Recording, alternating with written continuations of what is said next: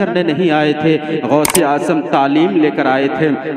اور غوث اعظم پیر بھی ہے، اور پیر کہتے کسے ہیں؟ جو عالم ہو۔ ولی تو کوئی بھی عبادت سے بن سکتا ہے، ولی تو اللہ کی توحید، اللہ کی عبادت و ریاضت میں اس طرح سے مشغول ہو جائے، صرف اللہ اللہ نظر آئے، اللہ کی عبادت کرتے رہے تو اللہ ولایت کا درجہ عطا فرما دیتا ہے۔ لیکن کوئی انسان عبادت کر کے، نماز پڑھ کے، روزہ رکھ کے، حج کر کے کوئی پیر نہیں بن سکتا، کیونکہ پیر کے لیے ضروری یہ ہے کہ عالم ہونا چاہیے، پیر کے لیے ضروری ہے کہ علماء ہونا چاہیے، پیر کے لیے اتنا علم ہونا چاہیے کہ اپنے مسائل کو، دنیا کے لوگوں کے مسائل کو کہیں سے نکال کر وہ بتا سکے۔ تو غوث اعظم پیر تھے یعنی عالم تھے، تو وہ پڑھے لکھے تھے اور اتنے بڑے تھے کہ بڑے بڑے محدث مفکر ان سے مسائل پوچھنے آتے تھے، شریعت کو سمجھنے آتے تھے۔ اور غوث اعظم کا نام صرف معجزہ اور کرامت نہیں ہے، غوث اعظم رات میں عشاء کی نماز پڑھنے کے بعد اسی وضو سے 40 سال تک فجر کی نماز ادا کیا کرتے تھے، فجر کی نماز ادا کیا کرتے تھے عشاء کے وضو سے، اور رات بھر عبادت کیا کرتے تھے۔ تب جا کر غوث اعظم بنے ہیں، تب جا کر پیروں کے پیر بنے ہیں، جب جا کر ولیوں کے ولی بنے ہیں۔ غوث اعظم یہیں تک محدود نہیں ہے، 15 سال تک رات میں پوری قرآن کی تلاوت کر لیا کرتے تھے۔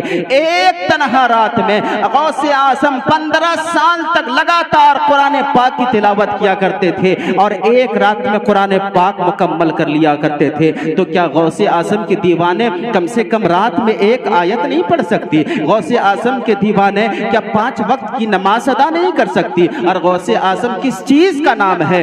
غوث اعظم نام ہے جب وہ جا رہے تھے بغداد کی طرف، ماں نے کہا تھا بیٹا جھوٹ نہیں بولنا، کوئی بھی مصیبت آ جائے، کوئی بھی پریشانی آ جائے، بیٹا کبھی جھوٹ نہ بولنا۔ جب ڈاکوؤں نے چھینکا، ڈاکوؤں نے گھیرا، آپ نے سنا ہوگا کہ غوث اعظم نے کہا کہ میرے بغل میں اللہ تبارک و تعالیٰ کے وہ ولی نے کہا کہ میرے بغل میں میری امی جان نے 40 اشرفیوں کو سل دیا ہے۔ غوث اعظم کی اس سچائی کو سننے کے بعد ڈاکوؤں بھی ایمان لے آئے تھے، ڈاکو بھی مسلمان ہو گئے تھے۔ اللہ اکبر! یہ غوث اعظم کی کرامت، یہ کرامت نہیں تو کیا ہے؟ 40 سال تک رات میں عبادت کرنا، عشاء سے لے کر فجر تک، یہ کرامت نہیں تو کیا ہے؟ 15 سال تک غوث اعظم پورے قرآن کی تلاوت کر رہے، یہ کرامت نہیں تو کیا ہے؟ چھوٹے سے ننھے سے بچے ہیں، غوث اعظم کی بارگاہ میں آنے کے بعد کتنوں سینکڑوں ڈاکوؤں نے آ کر ایمان لے آئے، یہ کرامت نہیں تو کیا ہے؟ اور آخری بات، اگر کرامت سننا ہے غوث اعظم کی تو آپ نے سنا ہوگا کہ مردوں کو زندہ کر دیا جائے، زندہ کر دیتے تھے۔ آخری بات بول کر گزرنا چاہوں گا، غوث اعظم کی تعلیمات یہ ساری چیزیں ہیں، نماز نہ چھوٹنے پائے، عبادت نہ چھوٹنے پائے، قرآن کی تلاوت نہ چھوٹنے پائے۔ غوث اعظم کی تعلیم یہ ہے کہ کبھی جھوٹ نہ بولنا، یہ ساری تعلیمات ہے۔ آخری بات میں گزرنا چاہوں گا بول کر، غوث اعظم کے زمانے میں جب عیسائیوں نے دیکھا کہ غوث اعظم کا چرچا دن بدن بڑھتا جا رہا ہے، دن بدن زیادہ ہو رہا ہے، تو ان کے مورل کو گرانے کے لیے ایک پلان تیار کرتا ہے۔ پلان کیا ہے؟ ایک آدمی کو چارپائی پہ سلاتا ہے، سلانے کے بعد اس کے اوپر چادر ڈھک دیتا ہے، غوث اعظم کے بارگاہ میں لاتا ہے، اور ان لوگوں کا پلان یہ تھا کہ ہم لوگ غوث اعظم کو کہیں گے کہ جنازے کی نماز پڑھا دو۔ غوث اعظم تو مردوں کو زندہ کرتے ہیں نا، تو ہم لوگ کہیں گے کہ اس کی جنازے کی نماز پڑھا دو، اور جب دوسری تکبیر ہوگی تو تم اٹھ کر بھاگ جانا، ہم لوگ ہنستے ہوئے نکل جائیں گے۔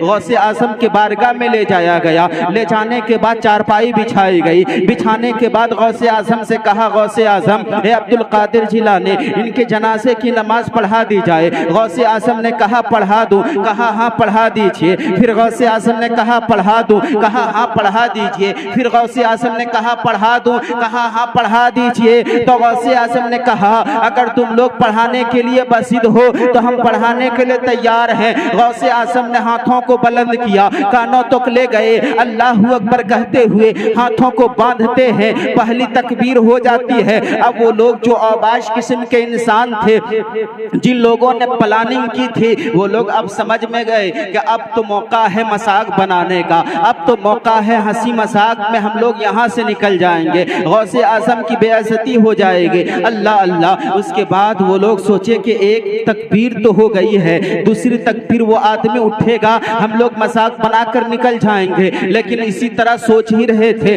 غوث اعظم نے دوسری تکبیر پڑھ دی، جو ہی دوسری تکبیر پڑھی، اب وہ لوگ ویٹ ہی کر رہے تھے، انتظار کر رہے تھے، اب اٹھے گا، ہم لوگ مذاق بنائیں گے۔ اسی درمیان سوچ ہی رہے تھے، غوث اعظم نے تیسری تکبیر کی، اب وہ لوگ پریشان ہو گئے، اب وہ لوگ حیران ہو گئے، اب معاملہ کیا ہے، اب کون سا ماجرا ہے، یہ سوچ ہی رہے تھے۔ غوث اعظم نے چوتھی تکبیر مکمل کر دی ہے۔ اللہ اللہ، چوتھی تکبیر مکمل کی۔ اب غوث اعظم نے کہا جاؤ اس جنازے کو لے جاؤ اور قبر کے اندر جا کر اسے دفن کر دو۔ اللہ اکبر۔ وہ جنازے کو اٹھاتا ہے، اٹھانے کے بعد کنارے لے جاتا ہے، لے جانے کے بعد ٹھوکر مارتا ہے۔ ابے تجھے کہا تھا نا کہ بیچ میں اٹھ جانا، تم کیوں سوئے رہ گئے ہو؟ چادر کو ہٹایا، ہٹانے کے بعد کیا دیکھتا ہے، یقیناً وہ زندہ جو تھا، غوث اعظم نے نماز پڑھائی ہے تو وہ مردہ ہو چکا ہے۔ سارے لوگ آئے، قدم میں گر گئے، کہا غوث اعظم غلطی ہو گئی، معاف کر دیا جائے۔ اللہ اکبر۔ اتنا کہنا تھا، غوث اعظم نے کہا کہ ہم زندوں کے اوپر نماز جنازہ اسلام نہیں پڑھاتا، میرے جنازے قریب جانے سے پہلے اللہ نے اسرائیل کو بھیجا، اسرائیل کو بھیجنے کے بعد کہا میرا ولی کھڑا ہے اور وہ جنازے کو زندوں پر نہ پڑھا دے، اس سے پہلے اس کی روح کھینچ لینا۔ تو میں نے زندوں پہ نہیں پڑھائی بلکہ مردوں پہ پڑھائی ہے۔ جو اللہ کا ہو جاتا ہے اللہ اس کا ہو جاتا ہے، اور جو اللہ کا ہو جاتا ہے اس کی دنیا بھی سنور جاتی ہے، آخرت بھی سنور جاتی ہے۔